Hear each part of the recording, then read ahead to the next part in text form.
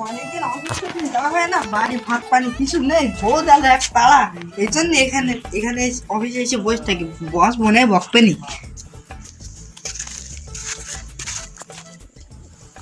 অনেকক্ষণ হইলো, লোকটা গেল, এবার আস্তে আস্তে যাই।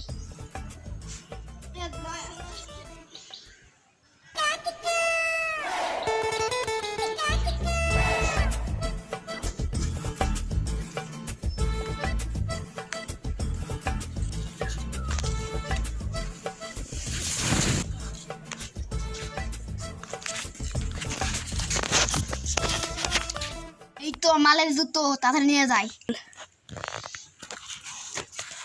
মালের জুতো ছুটি করে হয়ে গেছে, জুতো ফাইন। এর বাড়িতে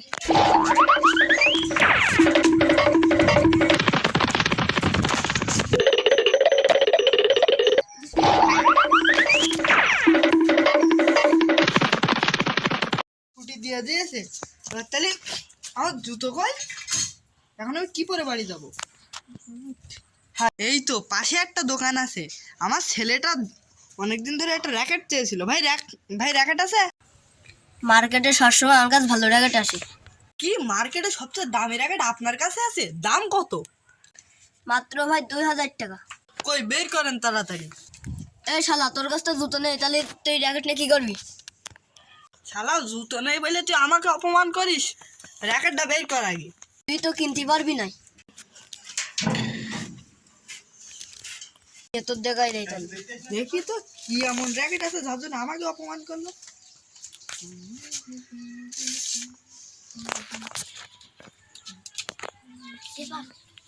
হ্যাঁ, এত সুন্দর র্যাকেট, এটাই তো নিয়ে যাবো ভাই।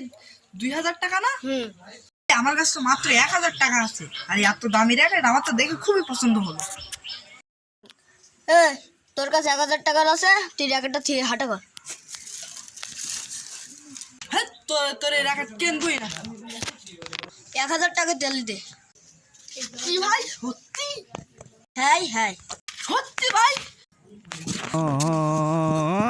ওরে ভাই, পড়ে গেলাম তো। হ্যাঁ হ্যাঁ হ্যাঁ, তুই তো পড়ে গেলি। পড়ে গেছি তাই কি হয়েছে, আমি তো র্যাকেট কিনেই ছাড়বো। আচ্ছা ঠিক আছে। তাড়াতাড়ি বের করেন। 2000 টাকা দেবেন র্যাকেট, আমি মাত্র 1000 টাকা দিয়ে নিয়ে নিলাম। ছেলের জন্য তো র্যাকেটটা চমৎকার হয়েছে, খুবই ভালো টান। ও সেই লোকের কাছে র্যাকেট, ওয়াও, আমার জুতো! ওরে শালা তো বুঝি ফেলাইছি।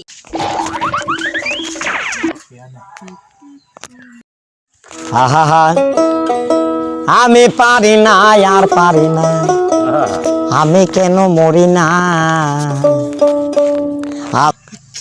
শালা তো মরি গেল, এখন তাড়াতাড়ি জুতোটা না পালাই। তাড়াতাড়ি